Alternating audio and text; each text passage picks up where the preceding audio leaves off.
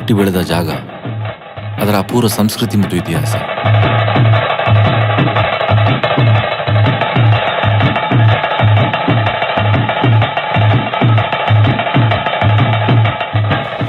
ಕಳೆದ 10 ವರ್ಷದಲ್ಲಿ ಹಲವಾರು ಕಥೆಗಳನ್ನು ಹಲವಾರು ರೀತಿಯಲ್ಲಿ ನಿಮ್ಮ ಮುಂದೆ ತಂದಿದ್ದೀವಿ.